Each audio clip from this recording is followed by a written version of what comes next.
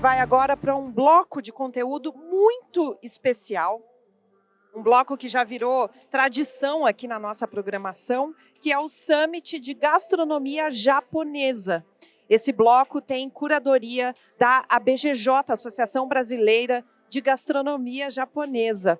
A gente vai ter aqui um bate-papo, depois mais 2 palestras. E no fim do dia, a gente ainda tem o Campeonato Brasileiro de Sushi. A cerimônia de premiação vai acontecer aqui na Arena Talks às 17h30. Estão todos convidados para conferir aqui quem vai ser o campeão brasileiro de sushi. Vamos então para esse bate-papo, o primeiro do Summit de Gastronomia Japonesa. A gente vai falar sobre culinária Nikkei, claro, abordando o uso dos pescados. Eu vou chamar ao palco agora o chefe de cozinha e fundador do Baru Mariqueria, Dagoberto Torres. Dagoberto, por gentileza, venha para o nosso palco, seja muito bem-vindo. E vou convidar também o segundo vice-presidente da ABGJ, o Toshi Akuta. Toshi, venha para o nosso palco também, por gentileza. Sejam muito bem-vindos. Obrigada pela curadoria da ABGJ, sempre muito legal contar com essa programação de vocês. Agora, fiquem à vontade, o palco é de vocês dois. Obrigado. Olá, Toshi, obrigado, boa tarde. Boa tarde, Dago. Agradecer primeiro você pela presença aqui, né? A gente conseguiu juntar pessoas muito importantes, né, para a gastronomia do Brasil, né? Eu acho que o seu papel aqui na culinária paulista, com todas as suas influências, são super importantes, né? E queria também conversar com você, né, sobre a culinária Nikkei, que eu sei que tem muita influência na cozinha latina, que você reproduz tão bem nos seus restaurantes. Queria que você me falasse um pouco o que você acha de importante que as duas cozinhas compartilham, né? Sobre, não sei se do frescor ou da acidez. O que você acha de importante esse gancho da culinária Nikkei usando os pescados dentro do seu restaurante, né? Toshi, primeiro, muito obrigado pelo convite. É delícia estar aqui contigo. Toshi, eu embarquei nessa pesquisa de cozinha latino-americana já há uns 15 anos atrás. Confesso que foi descoberta tras descoberta. E quando chegamos à cozinha Nikkei, talvez o mais surpreendente de ver é como duas culturas se dieron espacio para fusionarse. Normalmente, eu falo como eterno migrante que seré, sempre tentamos de alguma forma fazer com que nossa comida, com que nossa cultura seja o mais perto e la levemos para onde vamos.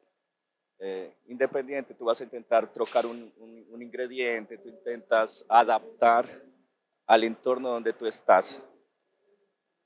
Mas siempre las cocinas andan en paralelo, ¿sabes? En el caso de la cocina Nikkei, elas realmente se juntaram. Juntaram técnica, juntaram ingrediente e acredito que neste caso tão específico, que estamos falando de uma cocina totalmente de produto, que tem que ter esse acesso a esse produto, o Peru era o melhor lugar em onde poderia acontecer. Um mar super rico, pacífico, onde também existe uma cultura alimentar muito forte. Então, estamos falando da cocina Nikkei, duas culturas alimentares extremamente fortes.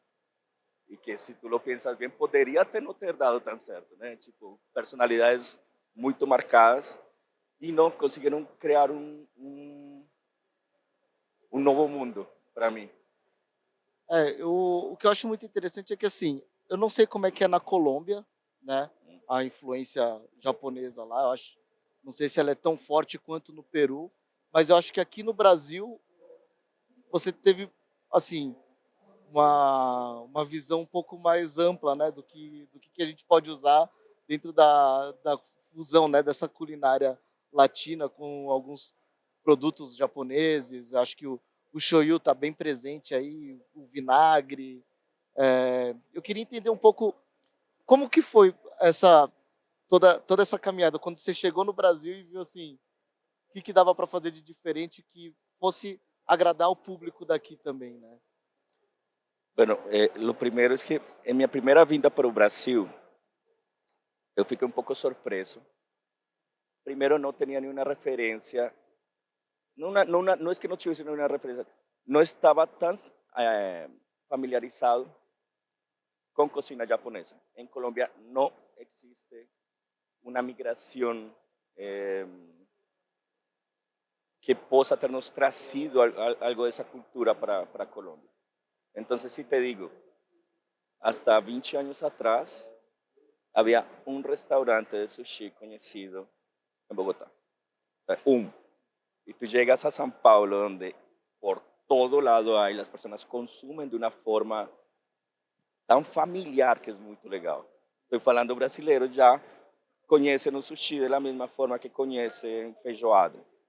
Então, virou parte do dia a dia. Então, foi encontrar um mundo com sabores, com rituales, com dinâmicas, que lo único que eu veia era oportunidade, te falo.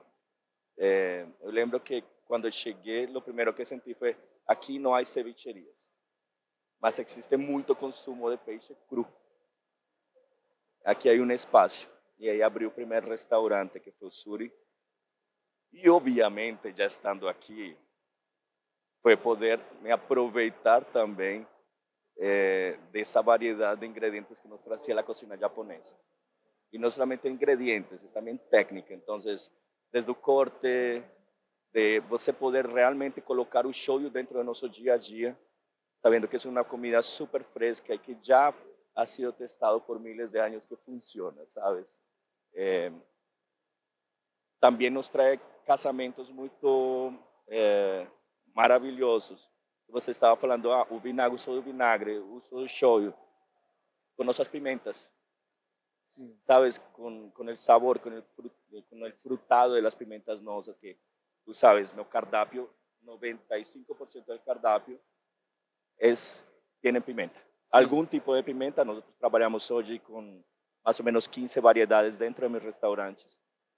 Y ver cómo eles parecía que estaban para estar juntos siempre, ¿sabes? É muito legal isso. E uma curiosidade que eu sempre tive, porque eh, eu conheci o Dagoberto na faculdade. Eu fui aluno dele na faculdade. E desde então eu fiquei muito fã de você e acompanhei, acho que desde a época do Suri até agora. E você sempre teve esse foco nos pescados, nos frutos do mar. Porque eu não sei como que é na Colômbia, se a oferta é tão grande assim de pescados e frutos do mar, mas o que que te abriu a cabeça para fazer todos os restaurantes terem esse foco dos frutos do mar? Bueno, Toshi, primeiro tenho que contar uma coisa, é que eu sou de um lugar muito longe do mar. Muito longe. Minha cidade fica no meio do país, com a praia mais cercana a 1.200 quilômetros, só para tu Caraca. saber. A primeira vez que fui ao mar foi com 11 anos. E assim foi, me apaixonei pela comida de mar. O sea, de pequeno, gostava de todo. Camarão, ceviche, peixe na brasa, peixe não sei o que, pulpo. A primeira vez que comi, lembro hasta hoje, o primeiro dia que eu coloquei um pedaço de pulpo na minha boca. Então, sempre tive o placer, isso se chama placer de comer peixe e frutos de mar. Quando já comecei a trabalhar com restaurantes, comecei a fazer estágios, viajar, eu entendi que eu tinha que olhar para a minha comida. Tu sabes, tu sales de la escuela, sales de la faculdade, querendo entender qual vai ser o caminho. E tive a oportunidade de ir a lugares muito legais, mas que me hicieron olhar de novo para o que é minha casa, meu conforto, sabes? Entonces, los ceviches, por mucho que no sea del mar, nosotros consumimos ceviches en el interior de Colombia. Eu estava conversando agora há pouco com um amigo sobre o alto consumo de peixe em Bogotá. Tu tienes marisquerías por todo quanto é lugar. E estamos falando de uma cidade que está a 2.600 metros de altitude e também no centro do país. ¿De dónde viene ese amor, ese cariño por los pescados? Mas simplesmente existe. Existe. E teremos essa oportunidade mesmo a 2.600 metros de altitude, comer pescados maravilhosos. Obviamente, tem passado por uma transformação gigantesca nos últimos anos, com melhores, as cadeias produtivas estão mais organizadas. Hoje temos muita mais variedade. Ten em conta que Colômbia é um país com uma particularidade geográfica, porque ele está entre o Oceano Pacífico, Oceano Atlântico, Amazonas, Andes e ainda temos a região de Pantanal, em um país desse tamanho. Então, é muito, os lugares são perto, por decirlo assim, e também tem a oportunidade de ter esses produtos e ter essa convivência com outras regiões com muita mais facilidade, sabes? Então, creio que é de isso, viene essa facilidade que temos de acesso a produto. Muito interessante, porque é realmente muito inspirador, né? Ver o seu trabalho aqui tratando com muito carinho os pescados, né? Eu acho que essa daí é uma grande relação também que, sem querer, se junta com a culinária Nikkei também, né? Dessa preocupação de ter o pescado muito fresco, muito bem trabalhado, trabalhar com sabores, O respeito. o respeito pelo ingrediente. Acho que isso daí é a essência das duas cozinhas. Mas Totti, falo que para mim el poder me acercar a la cocina tradicional japonesa e ter essa oportunidade que eu tenho hoje só vivendo em São Paulo, ¿me entiendes? Porque a variedade, a quantidade que tu tienes de oferta de restaurantes de todo tipo dentro da cultura japonesa, eu acho sensacional. O sea, isso é uma oportunidade para nós como cozinheiros. Quando tu tendrías essa facilidade de navegar, de entrar, conhecer em outro lugar? Eu creo que São Paulo também te oferece isso. E eu simplesmente me apaixonei pela cozinha japonesa. Se hoje me perguntam a mim quais são os restaurantes que você mais frequenta, izakayas. É meu lugar de conforto, sabes? Não, eu acho que também é muito confortável para a gente, porque se você começa a caminhar pelos restaurantes japoneses, eles utilizam muito da cozinha latina dentro do restaurante também, né? Então, você vê muito restaurante japonês servindo ceviche, servindo tiraditos. Então, eu acho que no final das contas são... E não parece que estejam em um lugar estranho. Exatamente. O louco é que pareciera que eles estavam para estar lá, sabes? Se tu pensas em solamente como conceito de comida, faz todo sentido que entre um tiradito, um ceviche em um restaurante japonês. Creo que deve haver algum outro momento en el qual a gente já compartilhou mais. Porque não pode ser que todo encaixe tão bem e tão fácil, sabe? Exatamente. Tipo, quando você vai no Japão, eles utilizam muito, né, do ponzu, né, de um molho à base de shoyu cítrico para comer com peixe fresco. E é uma ligação. Eles são países completamente diferentes, longe um do outro, e no final das contas eles se conversam. Eles se conversam. Essa acidez presente, que primeiro para mim é super importante, também dentro da minha cozinha, primeiro porque me prepara para a minha refeição. E em especial quando você está trabalhando com pescados, ele levanta, ele dá brilho ao prato, sabes?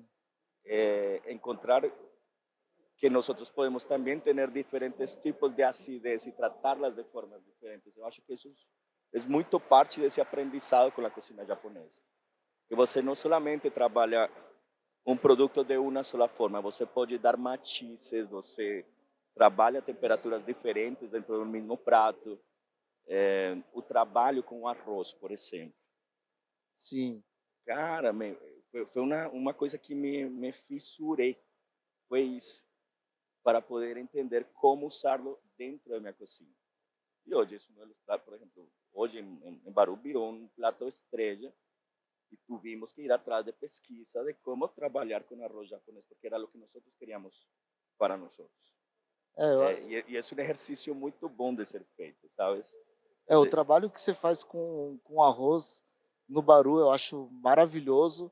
E no Brisa agora também, que você está servindo o marisco com arroz dentro da concha, eu achei aquilo sensacional. Mas todo já foi inventado, tá? Nós solamente trazemos referências. Isso quero deixá-lo bem claro.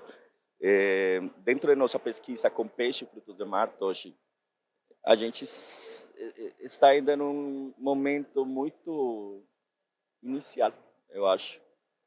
Porque cada vez que salimos a procurar, encontramos um mundo gigantesco e com referências de vários lugares, sabes? Esse marisco, por exemplo, que tu estás falando, é uma referência a uma receita turca. Que legal. Turca. E, cara, eu fui a pesquisar, fiz, e, cara, porque nunca comi isso, isso é muito bom. Como trazemos essa referência para o restaurante.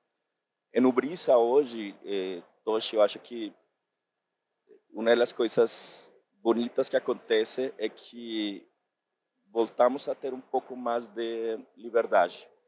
O Barulho é um restaurante de 7 anos, que já se posicionou e que eu acho respeitoso com o nosso público também não estar mudando o cardápio e tipo, porque eu me programo para mim sair a fazer uma refeição, me programo antes, eu penso o que quero comer, em onde quero comer, imagino como vai ser tudo e vou para lá.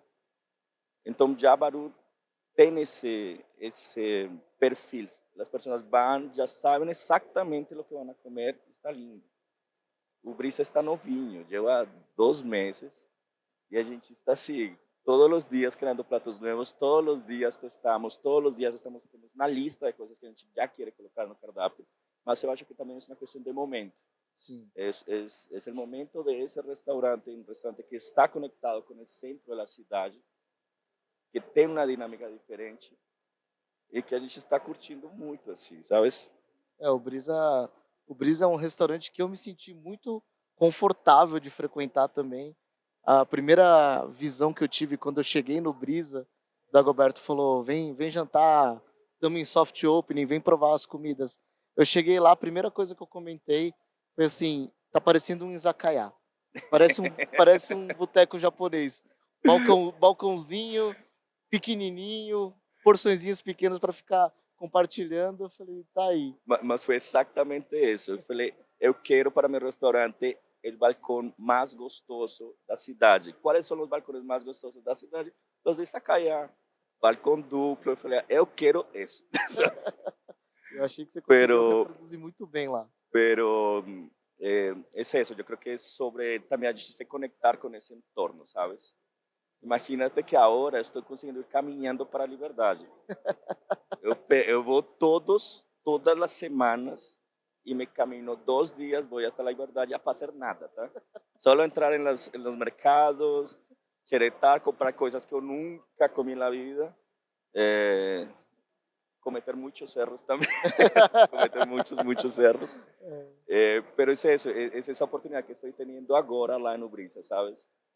Estoy disfrutando de ese nuevo momento, porque tú terminas entrando en automático y se desconectando. Agora nos conectamos con la ciudad de nuevo. Y en otro mundo, en otro micromundo, que es el Copán también, ¿sabes? Ahora, entrando en una fase muy legal, que es, te estaba contando recientemente, eu descobri minha comida com saquê. O sea, depois de 15 anos de ter restaurantes aqui em São Paulo, primeira vez que descobri minha comida com saquê foi este ano. Amei. Amei assim, cara. E agora é minha nova fissura, saqué, pesquisar. Estamos com uma menina maravilhosa, com uma profissional muito legal, que é a Vanessa, que me está mostrando toda semana todas as possibilidades que podemos ter de eh, fazer com que o saque entre em um lugar onde não seria normal. Sim. O sea, não seria normal, não. Onde ele ainda tendría un poco de extrañeza, más que si tú lo ves desde la parte más esencial, producto fresco, peixe e frutos de mar, por que não está o saque lá desde o começo? Você sabe que é uma conexão muito bacana que você fez, porque o saquê na culinária japonesa, principalmente nos izakayas, no boteco, ele entra muito no lugar do arroz, né? Ele é uma bebida à base de arroz, e aí não faz muito sentido você comer a porção de arroz e tomar o saquê, você está consumindo 2 vezes o arroz. O saquê, ele entra muito nesse lugar do arroz, de acompanhar os petiscos. Eu vou começar a trocar meu arroz por saque de agora para frente. Achei uma ótima ideia. Foi outra coisa que eu falei assim, nossa, ele fez exatamente um izakaya latino. Tem saquê, tem petisco, tá uma delícia. Não quero entrar nesse tipo de responsabilidade. Não, eu creio que hay algo que repito y es que nosotros tenemos tal vez la licencia poética, ¿sabes? Soy un colombiano que moró en Brasil, que faz comida latinoamericana con productos japoneses, chineses, turcos, y es eso, es solamente entregarnos, brincar, pasarla bien, siempre tratando con respeto, ¿sabes? Mas eu acho que eu descobri que conseguimos darnos essa liberdade, coisa que eu não me dou com a comida colombiana, por exemplo. Entendi. É algo que sempre sigo à risca, nunca mexo em uma receita, não me sinto confortável. Agora, no trabalho de restaurante com peixe e frutos de mar, bom, Esse é o limite. Mas eu acho que a culinária brasileira, ela te proporciona isso, né, de você ter essa liberdade de conseguir trabalhar com vários tipos de cultura num prato, né? Eu acho que o povo brasileiro, ele é muito miscigenado. Eu acho que está muito no core da sociedade aqui, das coisas serem miscigenadas, né? E eu acho que fazendo com respeito, obviamente, uma base bem feita, eu acho que tudo é possível, né? Não, Toshi, aí um exercício que eu faço com muita frequência é lembrar quando eu cheguei no Brasil. Nunca havia visto tanta variedade de culturas convivendo e coexistindo em um lugar tão pequeno, sabes? E me impressionava como existiu sempre uma receptividade Sim, sim. para todo. O sea, apresenta lo que tú quieras apresentar, apresentá-lo com carinho, com cuidado, com respeito. E o público de São Paulo vai te abraçar. Isso ficou para mim muito claro desde meu primeiro restaurante aqui, sabes? Com todos os cerros, com todo o que a gente passa, era meu primeiro restaurante grande, por decirlo assim. Sim.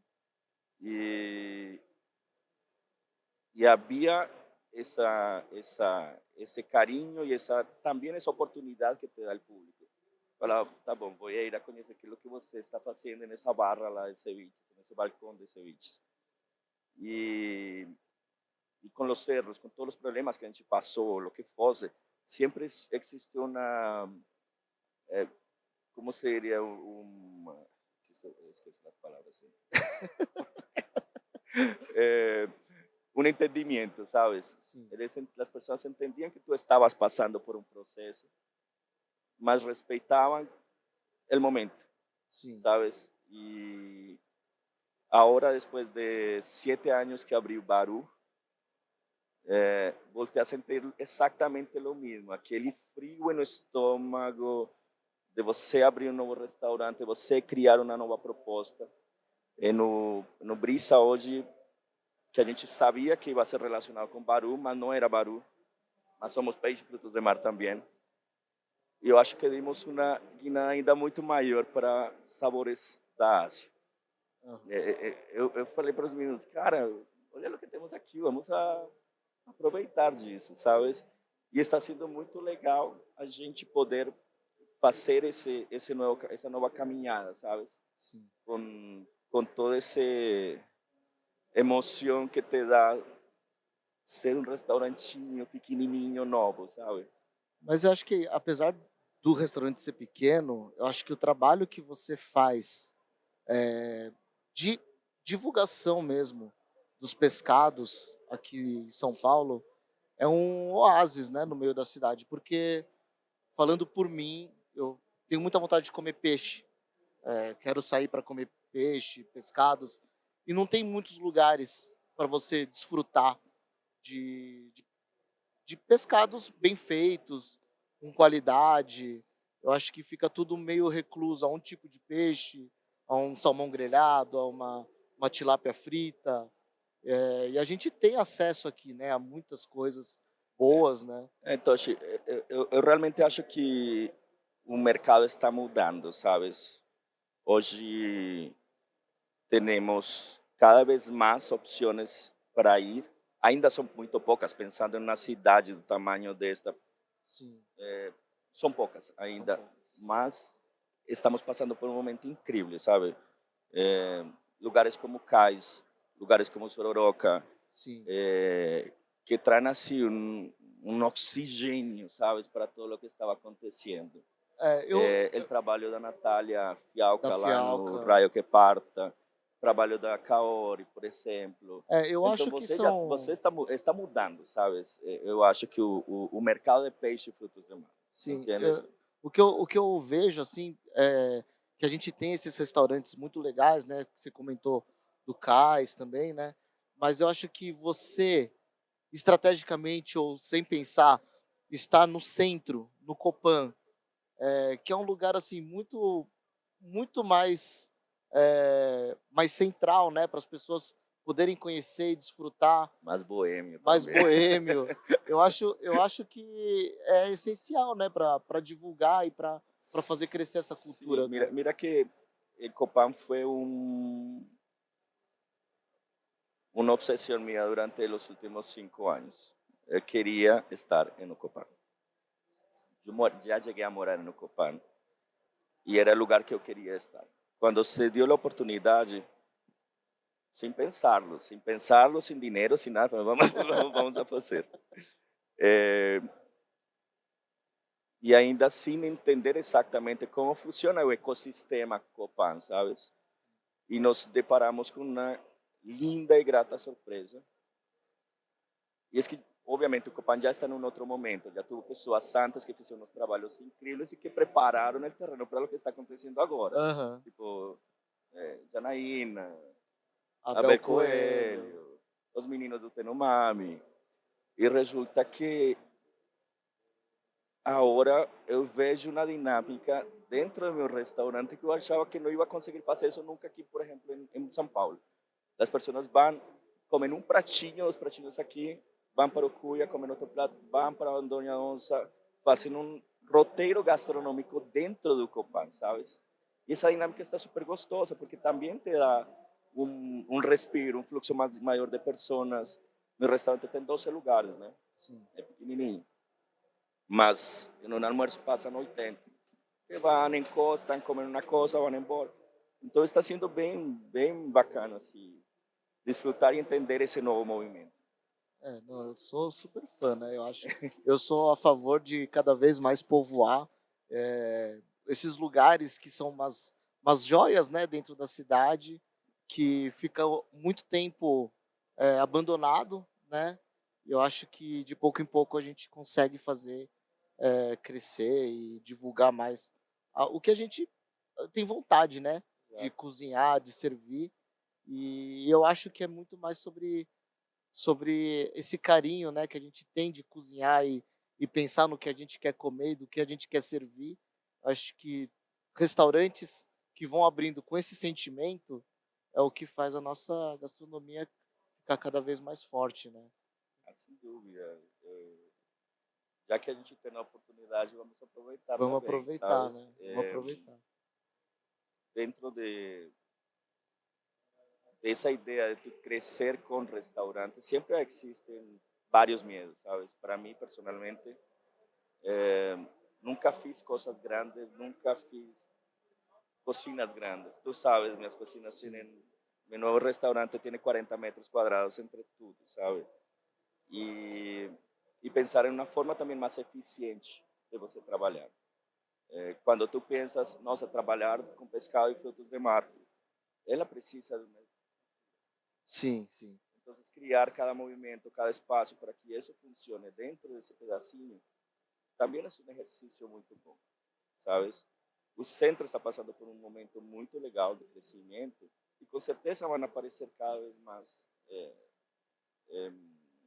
mais propostas que vão enriquecer esse cenário gastronômico aqui em São Paulo. De novo, estamos, creo que começando ainda com um trabalho de peixe e frutos do mar. E eu queria contar-lhes uma coisa. Uns 10 anos atrás, hicimos uma pesquisa dentro do Suri, que era dentro do restaurante, sobre hábitos de consumo de peixe e frutos do mar. A gente fez uma pesquisa com mais ou menos umas 500 pessoas, que eram clientes nossas. E a gente entendeu uma coisa muito divertida, assim, que você perguntava no início quantas vezes por mês comia peixe e frutos do mar. E a quantidade de vezes era baixíssima. Era como uma vez no máximo, 2 vezes. Lá no final da pesquisa, a gente perguntava quantas vezes por mês você consome sushi em casa. Falavam 4 ou 5 vezes. As pessoas não relacionavam. E não, mas achei muito legal isso. Não se relacionava o consumo de peixe a sushi. E aí foi que eu vi, aí há uma oportunidade, porque é um lugar que não está sendo ocupado. Aham. E é estranho, porque estamos em uma cidade que está perto do mar. Sim. E que temos o maior mercado de peixes da América do Sul, com certeza. Sabes? Então, tem sim um espaço para ser ocupado. Não vai brigar nunca vai ser um concorrente do sushi. A gente entendeu que não vamos ser concorrentes, sabes? E então há esse espaço, temos produto, tem muita gente boa trabalhando na área. Eu só vejo coisas boas por vir. Só coisas boas. Lembrando da época da faculdade, quando você foi dar aula, e eu lembro que eu peguei a apostila e eu vi que a receita era tiradito de atum. E aí eu fiquei meio chocado, porque eu estava acostumado a comer atum com os meus pais, quando a gente ia para um restaurante japonês, mas eu não estava acostumado a ver o atum fora desse âmbito japonês, principalmente em outros restaurantes, não via amigos falando de consumir atum. E aí de repente ia ter uma aula de cozinha latina com atum, eu fiquei meio que aficionado por isso. Falei assim, da onde que veio? Por que que consome? Eso es lo que tenemos que agradecerle a los peruanos. No, no, de verdad, yo creo que esa fusión de esa comida Nikkei que aconteció en Perú fue así magistral, realmente nos abrió un mundo de oportunidades, ¿sabes? Porque foi testado, deu certo. Sim, Ou seja, você pode continuar fazendo e encontrar outras misturas, outros sabores, outros aromas. E especificamente com pescado e frutos de mar, temos assim a possibilidade de um produto muito bom, sabes? Tipo, sim. falando de atum. Cara, nós conseguimos aqui um atum maravilhoso. Maravilhoso. E não é difícil. Podemos tratar esse animal de uma outra forma. Sim. Te cuento que quando comecei a abrir o Baru. É, havia um peixeiro amigo meu, Cauê. Falei, Cauê, quero que me fale o que você quer que eu traga para o meu restaurante. Ele começou a me mandar solamente as partes que não conseguia vender. Então, barbatanas, camã, Aham. a barriga do bigay, uma barriga super fininha. Fininha. E começamos a fazer um trabalho juntos em cima disso. Hoje, eu lembro que eu dizia, cara, não como em nenhum lugar. Em os únicos lugares que eu comia camã era em um restaurante japonês. Aham. En los únicos lugares que se aproveitaba ese tipo de barriga de otras formas eran los restaurantes japoneses. Y ahí comenzamos a hacer la pesquisa. Hoy soy feliz de que dos de los platos más vendidos son esas partes. Barbatana y, E a barriga. y a barriga. Entonces, de nuevo, tenemos producto, tenemos gente muy legal para trabajar, tenemos profesionales en varias áreas que nos están proporcionando el respaldo que también a gente precisa. Sim. Então, creio que é isso. Ir para frente, continuar desfrutando disso que temos, né? Eu acho que, para mim, quanto mais você continuar abrindo restaurante, focado nos pescados que você trabalha tão bem, todo mundo ganha.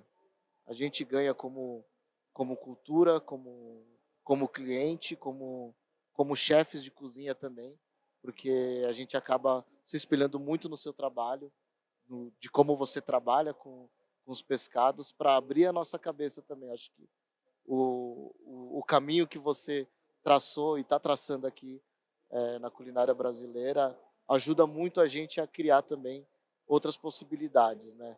Abre a nossa cabeça para um mundo que a gente não conhecia, né? Então, Obrigado. mais do que isso é agradecer pelo seu trabalho aqui também, viu? Não, que eu sou grato e feliz de estar aqui no Brasil. Eu não me vejo fora do Brasil mais. Eu fico impressionado como vou para Colômbia, para meu país. 10 dias depois já estou assim me coçando. Quero voltar para o Brasil, quero voltar para São Paulo. Assim. Realmente também não vejo um lugar melhor para desenvolver meu trabalho, sabias? Uhum. Por todo, por los productos, por esse acesso que eu tenho a diferentes culturas en esta ciudad, ¿sabes? Sim. Yo creo que eso como cocineros es realmente un privilegio, ¿sabes? Você poder convivir y coexistir en medio de todo ese caos. Uno de mis otros paseos favoritos es ir para la Rua Coimbra, por ejemplo. Queda en Ubras y es la rúa de la colonia boliviana. Tú entras en la Rua Coimbra, saliste de Brasil y entraste en Bolivia, tá? Música, comida, productos, pimentas, batatas frescas, todo lo tienes allá. Que legal. Cara, ¿dónde tú tienes eso? ¿Me entiendes? Ah, quiero comida libanesa. Você tem mercados de produtos libaneses, ¿me entiendes? Sim. Tudo o que você quiser como cozinheiro, você lo tem aqui. Então, creo que es el mejor espacio en el que puedo desenvolver ese trabajo. Es el mejor lugar donde tem pessoas que te dan apoyo para desenvolver también esos trabajos, ¿sabes? Sabemos que la vida de restaurantes no es fácil, Sim. tem muitos desafios, mas aqui é muito bom. A fazer restaurantes em São Paulo é muito bom, sabia?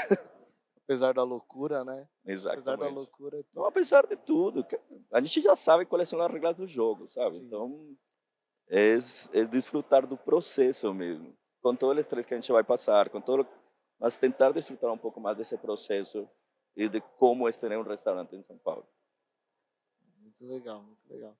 Gente, queria também agradecer vocês por estarem aqui nesse bate-papo. Vou te falar que foi um convite muito legal, quando falaram da gente, vamos fazer um talk lá no Seafood Show e a gente precisa falar de cozinha, falar dos pescados. O Dagoberto foi minha primeira pessoa que veio na cabeça, que eu acho que não tem ninguém assim com um gabarito tão alto para falar de pescados e culinária o Dago. Então, queria agradecer também pela presença, por ter topado vir aqui. A gente está num ambiente diferente, né, fora da cozinha, mas é Nos gostoso. lugares que nos encontramos, geralmente não são muito profissionais, exatamente. Não, Toshi, muito obrigado pelo convite. Fiquei super feliz de poder compartilhar um pouco dessa experiência.